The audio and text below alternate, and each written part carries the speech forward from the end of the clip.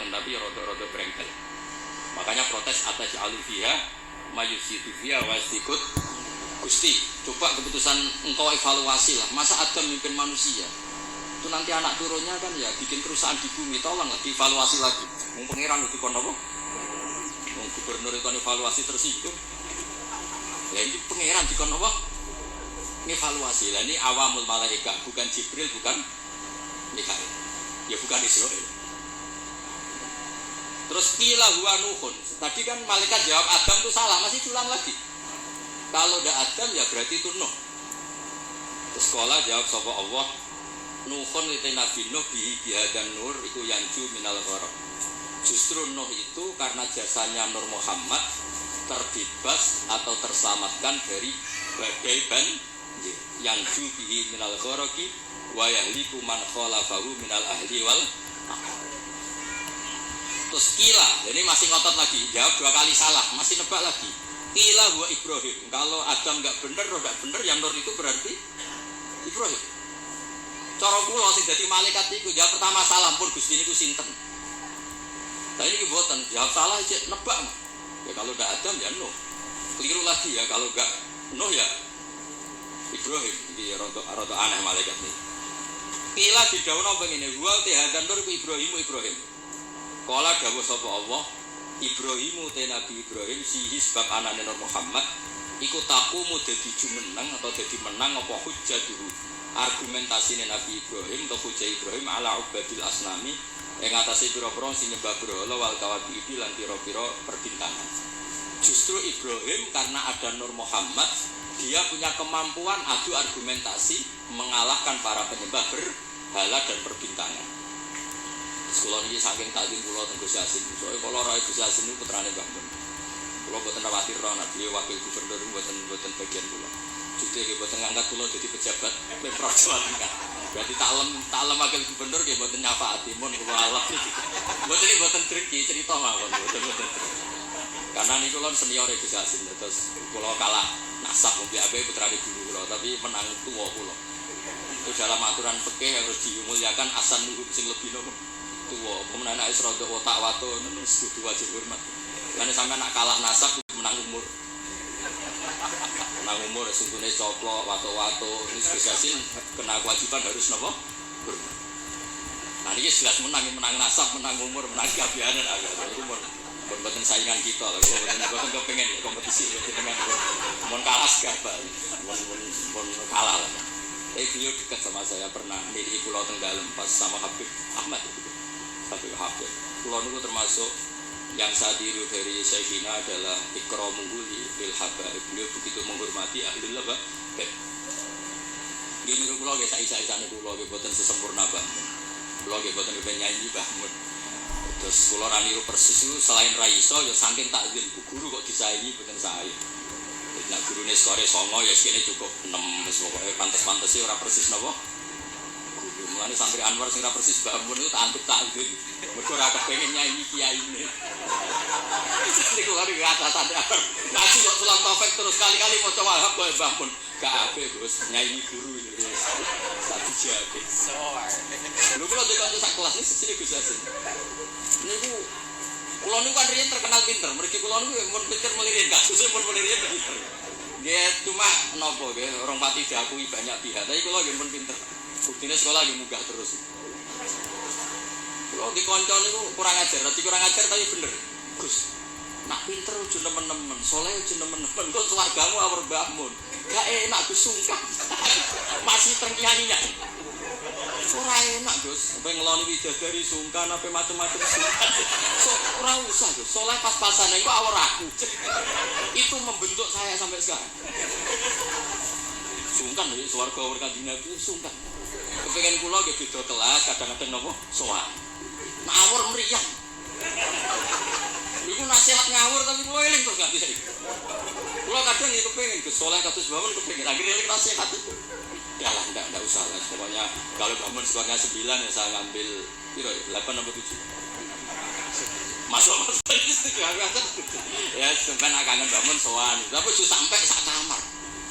Utawa sak napa? Sak kelas. Dua bisa dimilih sak kelas opo. Milih budi sama. Sak kelas sama sak sore. Sak kelas itu resikonya dua, satu ngelama, dua sungkan. Jadi kok kadang-kadang nasihatnya ora jelas itu ya masuk akal.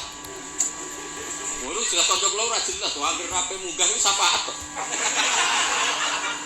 Rian di MBS ada sistem begini, ada kiai tukang nyafati, namanya Kiai Fakih. Itu kalau anak gak anak ikhlas ditanya, "Cung, nak ra munggah kelas kabeh ning ndi?" "Terminal, Mbah." "Kowe iku mesti diunggah no." Jare Pak Fakih, "Aku ora kedosan aja iki dadi canakal meneh." Niki ilmune kiai, mboten ilmune birok. Tapi ana nang takoki, "Cung, nek ora munggah yo apa?" "Nggih kula baleni, Mbah, ya ora munggah sing sabar."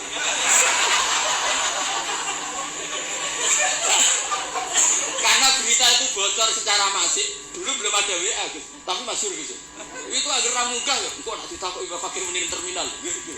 Oh itu sudah akhirnya tak kelas munggah kabeh. Jadi HP itu ya kadang dimanfaatkan wong macam-macam. Jadi lan iki mboten enten sistem itu sudah hilang, sistem napa? Syafaat. Jadi ya kiye kuno yo aneh-aneh sih madhab tadi. Daripada ning terminal aku kedusak mau jadi canakal meneh. Jadi juga no. Ya rada masuk akal kula badhe ramno niku gadis kapan-kapan niku.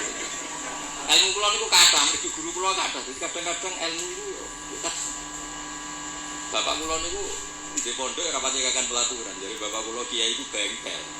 Ora siap nata bocah mbulet ya ora usah dadi kiai. Mosok bengkel sing marana mobil mewah, mobil waras, mesti sing rada rusak. Ya kiai mazhabnya macam-macam. Ya ana sing mazhab protektif, lah santri nakal-nakal iki pondok apa sarang. Kalau sing sampean ngono. Kula wong saleh ora tau muni ngono.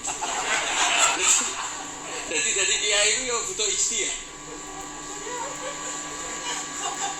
Wis pokoke wonten lah sampean oleh ra setuju lah wong kula ya ora maksum iso wae salah. Cuma luwih sering sampean salah iki. Kula mun ngajine mun kathah lah. Mun kula terus. Betul ini kalau spesial karena takdim saya pakai BCS. Ini makna persis ketika saya ngaji sama Mbah Mun. Jadi lafat Adam itu bukan failnya kola jawab sapa Allah. Adamu te Nabi Adam sebab anane Nur Muhammad iku uniluhu a'lal marotik terus. Lha kalau ngapal jiba sampean ora usah ragu. Kalau nggo kitab iku mau tawaduk tok, asline apal. Ini mboten sombong, ini fakta.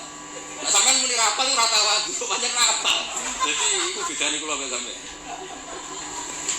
Mboten sampean ya apal cuma tawaduk ngono-ngono ben sampean marem. Ila didhawuhno, iki malaikate ya rondo saenake wis jawab lira-liru cek. Gua Musa. Nah Adam keliru, Nuh keliru, Ibrahim keliru, nggih berarti niku Musa. Jadi dereng nyerah cek tebak-tebakan, kok terus kuis dijawab ya. Terus sekolah dawuh sapa Allah Musa akhuhu.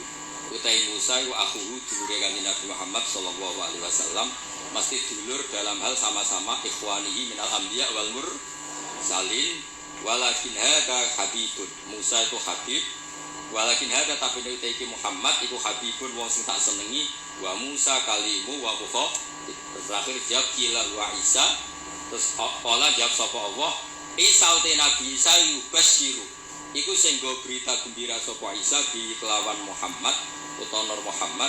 La wa utai Nabi Isa bena denubuati pas sak ngarepe kenabiane Nabi Muhammad iku kal haji kaya dene alis. Maksudnya Isa itu persis posisi sebelumnya Nur Muhammad sallallahu alaihi wasallam. Terus kula suwun kenangan ini penting sekali dari guru kita Kiai Haji Maimun Zubair. Karena konstruksi kenabian Rasulullah Shallallahu Alaihi Wasallam niku unik. Mulane ini kalau mengke badhe maos berjanji, terus terakhir kalau maos beberapa bab dari Sintu Duror, terus sampun. Niki terus wonten waktu pinten iki? Cek wonten terus prapat jam cukup kanggo wong cerdas cukup. Niki wonten cukup. Kula tesih emot niki rungokno tenan. Niki boten guyon, tenang. Ketika Rasulullah Muhammad Sallallahu Alaihi Wasallam memaklumatkan diri jadi nabi, itu problem utama itu nasab. Man huwa Muhammad hatta yadda'iya annahu rasulur rabbil alamin. Muhammad itu siapa? Kok bisa memaklumatkan diri kalau seorang dia adalah nabi? Karena syaratnya nabi itu harus cucu-cucunya nabi. Nabi itu tidak boleh anaknya orang yang tidak bernasab. Bukan karena Allah asobia, bukan.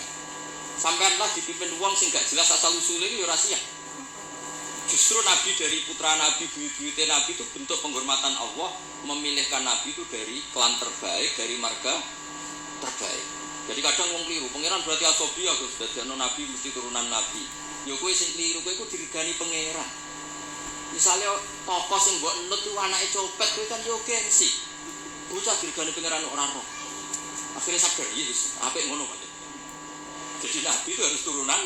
Nabi ini bukan berarti Allah itu asobia, justru Allah membuat penghormatan, memberi penghormatan pada kita. Bahwa orang yang kita ikuti turunannya orang baik, turunannya orang baik, turunannya orang baik, orang spesial dari turunan spesial, dari turunan spesial. Makanya keyakinannya ahli sunnah wal jamaah, bapak ibunya Nabi fil jannah. Semuanya fil jannah. Wa kaifala wa sayyidul akramu sallallahu alaihi wasallam wa sitatuhul muttaqin. Nabi itu orang suci, masa lewat rahim yang najis. Jadi kalau suci ya lewat jalur suci, supaya Nabi tidak terpapar apa? Najis.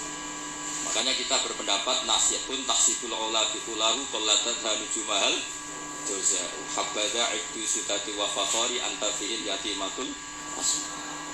Jadi babanya Nabi itu spesial. Nah, tapi ketika Nabi itu munculnya di Mekah, di mana saat itu adalah komunitas jahiliyah, itu orang-orang Yasrib. Yasrib itu suatu saat nanti jadi Madinah. Itu banyak yang ahli kitab. Itu mereka tanya, man huwa Muhammad? Muhammad itu siapa? Kenapa dia ngaku Nabi? Turunannya siapa? Karena indukan turunan Nabi itu ada di Israel, ada di Palestina, ada di Yerusalem lah, pokoknya bangsa itu. Pak aku muni Israel kok bully, ya Israel itu negara nggak diakui kita. Muni Palestina ning Quran ra ono bahasa Palestina, bingung ngadepi wong hasud tuh. Tapi rasa diadepi barno. Israel lah bahasa resminya zaman itu Israel. Akhirnya Allah menjelaskan fihi ayatum bayyinatum maqamu Ibrahim. Makanya Dawe Mbak Mun ojo geman ninggal tiba, ninggal berjanji. Meskipun beliau juga tidak pernah meninggalkan simput juror. Akhirnya diterangkan oleh Said berjanji. Wa ba'du fa'aqulu wa Muhammad bin Abdullah bin Abdul Muttalib wasmu Sayyid Abdul Hamdi Fumitat fi Shalihus Saniyah. Mun iki kula jelas ra maca niki. Mboten kok niat ngetokno apal, yen kula apal tenan. Paling kan apa sapal ya apa pasal ya ali langsung. Jadi ditunjukkan bahwa Muhammad adalah turunan Nabi Ibrahim, itu ada jejak Ibrahim di situ. Fihi ayatum bayyinatum maqam Ibrahim. Akhirnya, lalu buktinya apa kalau Muhammad turunan Ibrahim? Karena Ibrahim pernah hidup di Mekah. Dan ketika Nabi Ibrahim hidup di Mekah sesuai catatan Taurat dan Injil, beliau sempat menghentikan Rabbana inni askantu min dzurriyyati biwadin ghairi dzi zar'in inda baitikal muharram. Kalau maknanya gitu. Ini saat temne ingsun yaitu Ibrahim ku askantu manggono ingsun, menempatkan ingsun min dzurriyyati saking sebagian anak turu ingsun. Lauqala Ibrahim dzurriyyati lakana kadiban. Andaikan Ibrahim mengatakan dzurriyyati itu beliau bohong. Fa inna dzurriyyatahu Ishak itu ada di Palestina. Yang diletakkan di Mekah adalah Ismail. Makanya beliau mengintikan ada min dzurriyyati. Sebagian turunan saya tak letakkan di sini. Biwadin ghairi dzi zar'in inda baitikal, yaitu maknanya Ismail. Tapi Nabi Ibrahim tidak menghentikan waladi. Kalau beliau menghentikan waladi, maka bisa saja anak turun Ismail tidak lagi di Mekah tapi kembali ke Palestina. Maka beliau menghentikan dzurriyyati. Akhirnya dibuktikan secara artefak sejarah. Di situ ada Safa, ada Marwah, yaitu dua gunung yang ketika itu Hajar kesulitan nyari air untuk minumnya siapa? Ismail. Ada sekian bukti artefak bahwa Ibrahim punya anak Ismail dan ditempatkan di Mekah, inda baitikal muharram. Maka ketika itu diungkapkan oleh Quran, orang Yahudi tercengang dan banyak yang masuk Islam. Karena sekarang Muhammad sudah memenuhi kriteria seorang nabi. Amanah sudah, tabligh sudah, sidik semuanya sudah, termasuk asal-usul nasabnya. Nah, karena pentingnya asal-usul nasab ini, Sayyid berjanji di antara memulai mukaddimahnya dengan waba'du fa'akul wa Muhammad bin Abdullah bin Abdul Muttalib wasmuhu Syaibatul Hamdi Khumitat Khisalurus Saniyah. Terus diteruskan sampai wa'adnanu bila roibin intadawil ulumin nasabiyah ila dhabihi Ismailah nisbatu wa mun. Itu kayak apa pinternya Sayyid berjanji. Nah, bukti artefak di Mekah, di Ka'bah itu dulu ada namanya Babu Bani Syaibah. Itu nama lain dari Abdul Muthalib. Wasmuhu Syaibatul Hamdi. Maka saya masih ingat ketika banyak sekali saya mengikuti ngaji Mbak Mun, juga kadang-kadang dengarkan ngajinya Habib Lutfi di TV 9. Itu artefak atau ma'asirun nubuwah itu harus kita tetapkan. Kalau enggak, orang akan nganggap cerita Ibrahim itu fiktif. Maka Dawei Said Muhammad, beliau mengapresiasi Al-Mamlakatul Arabiyah ketika tidak jadi gusur makam Ibrahim. Atas nama teknik matof itu kan pernah ingin digusur supaya lebih apa? Luas. Tapi ketika diingatkan banyak ulama itu jangan, karena itu bukti atharun min athari Ibrahim. Kalau itu dihilangkan nanti suatu saat orang tanya, buktinya apa kalau Ibrahim pernah di Mekah? Tapi dengan bukti artefak itu menjadi tercatat oleh sejarah fihi ayatum bayinat maqamu Ibrahim. Makam Ibrahim itu bukan maknanya kuburan, buatan batu yang pernah diinjak Nabi Wa. Nah, sekarang dibuktikan lagi ada artefak kedua, yaitu Hijir Ismail. Bahwa akhirnya Ismail itu tidak pulang, dia bikin kamar kecil yang namanya Hijir Ismail. Hijir itu kamar atau privasi. Nabi Ismail itu ya anak kecil, ya sudah, ya namanya anak kecil sudah ngerti Ka'bah itu sakral, nak nyancang wedhus itu ya deket-deket Ka'bah. Dia bikin kamar ya dekat Ka'bah. Namanya Hijir apa? Ismail. Dan semua sejarah akhirnya tahu bahwa Ismail ini akhirnya nikah sama suku Jurhum, yang beliau tidak kembali lagi ke Palestina. Singkat cerita, sekarang suku Quraisy terbukti min dzurriyyati Ibrahim alaihis salam, dan sesuai definisi Nabi, kalau seorang Nabi harus turunan Nabi Ibrahim. Ini di sini hebatnya Sayyid Barjanji. Beliau mengarang begitu tertib untuk membuktikan silsilah nasabnya Rasulullah Shallallahu Alaihi Wasallam. Maka beliau ngendikan wa'adnanu bila roibin inda zawil ulumin nasabiyah ila dzabih Ismail anisbatuhu wa. Terus terakhir tadi ada mahalul qiyam, ada macam-macam ulosuwun seperti Dawi Gus Yasin. Orang itu harus senang. Kata Said Muhammad dalam kitab Haulal Ikhtifal bi Maulidi Rasulillah Shallallahu Alaihi Wasallam. Ini kata Said Muhammad. Dan saya setuju, logikanya itu sederhana tapi nggak bisa dibantah. Kalau ada orang akan maulid atau menentang maulid, fakul lahu, maka katakan kepada dia, apa dia berani mengatakan lima datafrohuna bin nabi? Wong tua, siapapun orang tua itu dia anak, terus keriting, pesek, wireng. Wiku enak lahir senengnya karuan. Padahal anak ini juga suatu saat jadi problem. Wiku pas lahir diakikoi. Sumpah nih kabeh tanggane didelok. Kon muni ganteng, padahal tanggane do gremeng. Intinya sebuah kelahiran itu pasti menyenang. Padahal itu jelas kritik. Apalagi kelahirannya Rasulullah Shallallahu Alaihi Wasallam. Terus ganteng, ada nurnya, pinter, wajahnya sempurna, ya tala la wajhu tala lu al-qamari fil lailatil badr. Apa berani? Kalau kita maulid itu kan ibaratun anil farah bi maulidin nabi. Kita yang namanya maulid itu pokoknya satu implementasi, satu ekspresi, satu perilaku yang menunjukkan bahwa kita ini ceria, kita senang dengan lahirnya Nabi. Faman harromal maulida, misalnya siapa yang mengharamkan maulid, tanyakan ke dia. Apa dia berani mengatakan lima ada tafrohu nabi nabi? Wong anak sing kriting dek wae pas lahir, mbok seneng ya apa meneh iki lahire? Terus pertanyaan kedua mereka, syubha itu klaim mereka.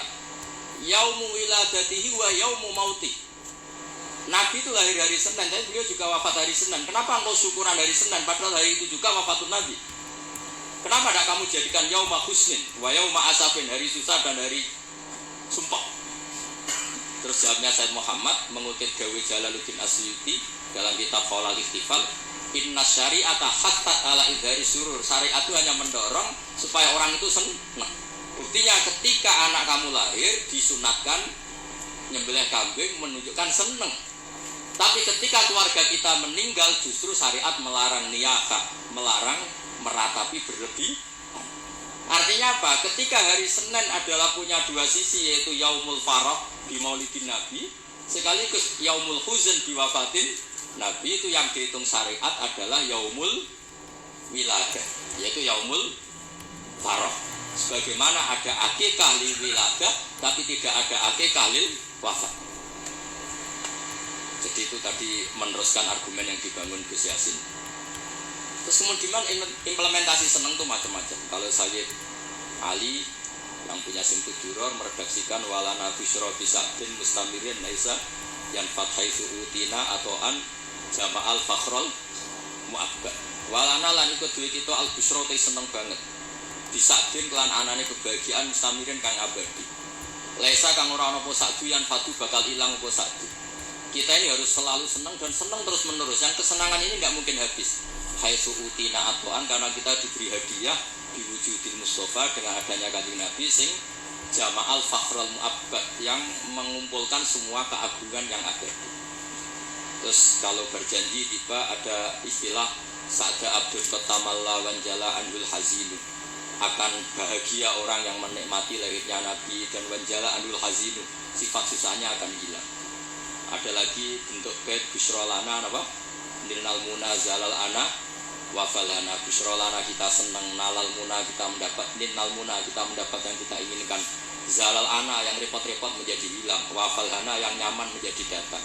Jadi semua itu implementasi dari senang di maulidi Rasulullah Shallallahu Alaihi Wasallam. Paling enggak sing teko untuk berkat rasa bayar iki mari seneng.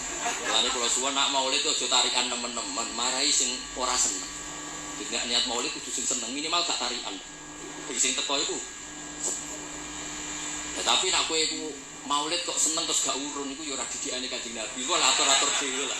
Pokoke wis niki wis kula dhewe ra pati paham aja niki pokoke ngono. Niki terus kula suwun nak maca tiba maca Simtud Duror berjanji dijiwai. Termasuk kenapa harus ada penjelasan nasabnya Rasulullah Shallallahu Alaihi Wasallam.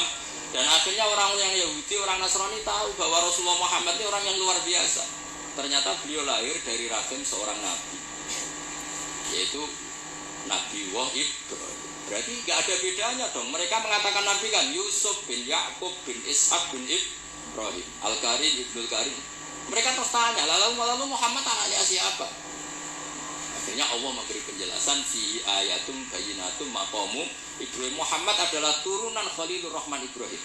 Buktinya apa? Di situ ada jejak Ibrahim. Dan Ibrahim saat meninggalkan Mekah, kalau ada pertanyaan, lah kenapa Ibrahim makamnya di Hebron di Israel?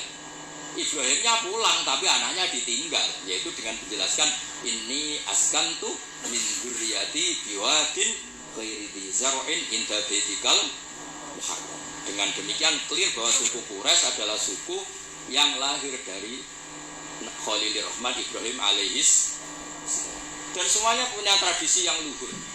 Nah tradisi ini yang terus dipuji oleh beberapa kitab madaih. Tarakus sifah hafalam yusibum aruhu min adami wa ila abihi wa ummihi hafidhal ilahu karamatan li Muhammadin abahul amjada saunal ismi. Jadi hafidhal joko sapa alilahu pangeran karomatan krono ngekeki penghormatan li Muhammadin kedue Nabi Muhammad abau ing babahe Kanjeng Nabi al amjada sing luhur-luhur saunan krono ngrekso ismi maring asmane Nabi. Nabi nanti kan pasti mengharamkan zina, itu pasti. Maka bapaknya ya tidak pernah zina, mbahnya ya tidak pernah zina. Jangan sampai ada perkataan Nabi ngaramkan kemudian dituduh bapakmu ya seperti itu. Maka di antara syama'il, di antara kelebihan Nabi adalah babanya apa? Tarokus sifah hafalam yusibuhum aruhu. Taroku podo ninggal sopo babai Nabi asifaha ing perzinahan. Falam yusib mongkora mekenani hum ing agaan Nabi opo aruhu cacate zina min adami wa ila abihi wa ummihi. Terus kula suwun niki wonten Habib Hasan niki kanca kula sangat mahabbah beliau sering ketemu kula seneng sekali kalau pernah dititipi.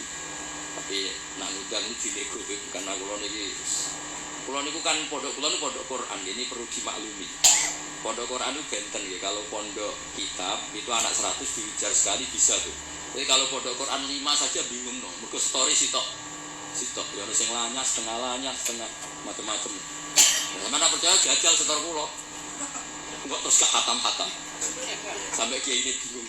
Wamba jasa wanco. Alimun hakim. Kiai ini iki ali hakimun alim. Mboten Mbah niki ora. Dia dibantah. Kok ana alimun hakim, ono sing hakimun. Ini zaman kula riyen setor.